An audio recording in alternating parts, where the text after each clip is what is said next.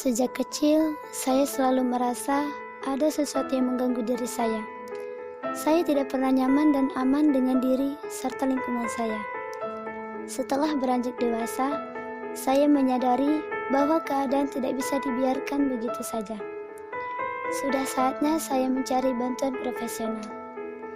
Inilah cerita saya tentang bagaimana pengalaman saya menemui psikiater dan bagaimana saya menghadapi diri saya sendiri.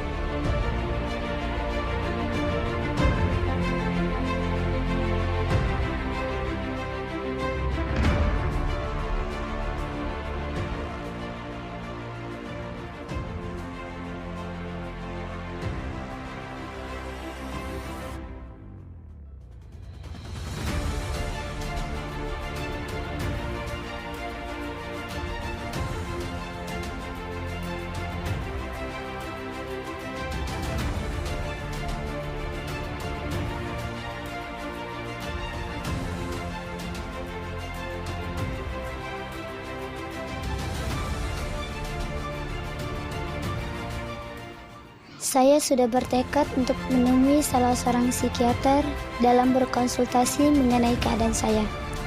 Saya hanya berharap pada saat itu saya mendapatkan bantuan yang tepat dari seorang profesional dengan menceritakan apa yang selama ini saya alami dan rasakan.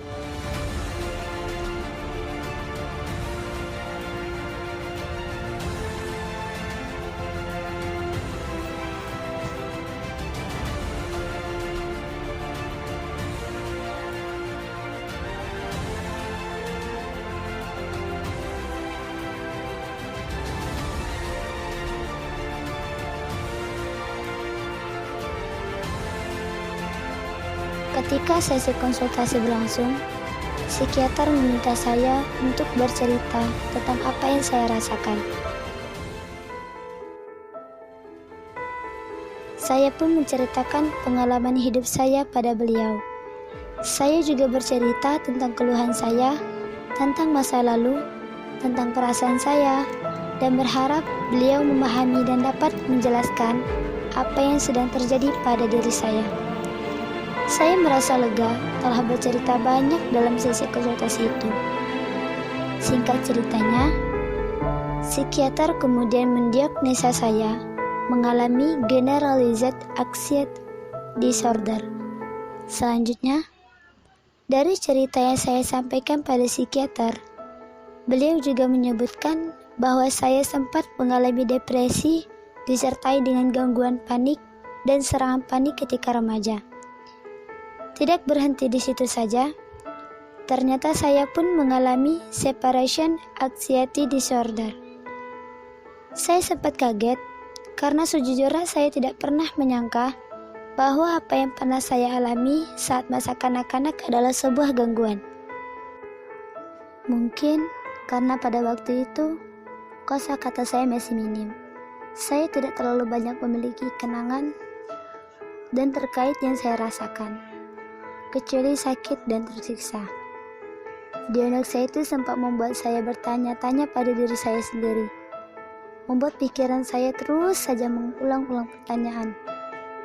Kenapa sih saya mengalami separation anxiety disorder? Apa yang terjadi pada diri saya di waktu saya kanak-kanak?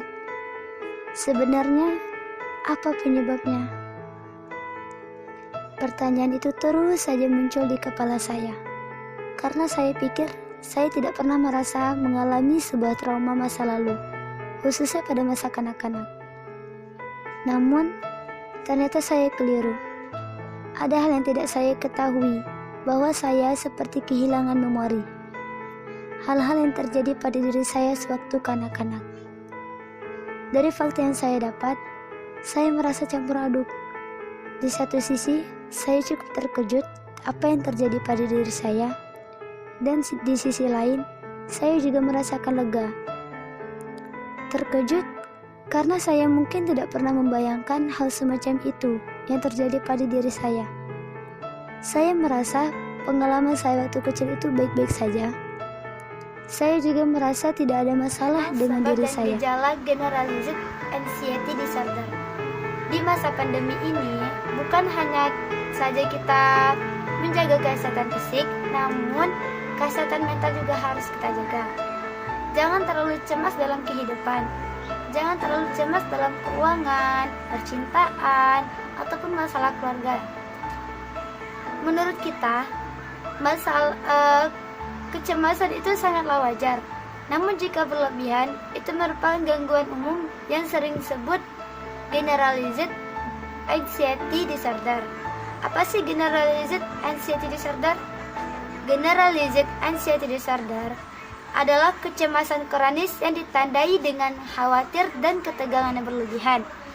Jenis gangguan kecemasan ini berlangsung secara terus-menerus dan cenderung tidak terkendali dan tanpa provokasi.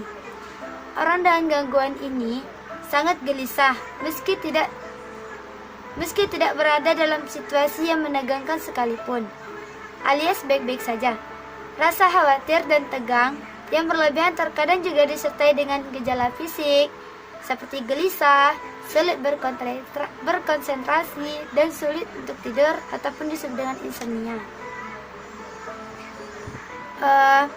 Gangguan kecemasan umum seringkali mengkhawatirkan kesehatan, uang, keluarga, ataupun pekerjaan secara berlebihan. Orang dengan gangguan ini tidak dapat menghilangkan kekhawatiran mereka, meskipun mereka biasanya menyadari bahwa sebagian besar kecemasan tidak beralasan.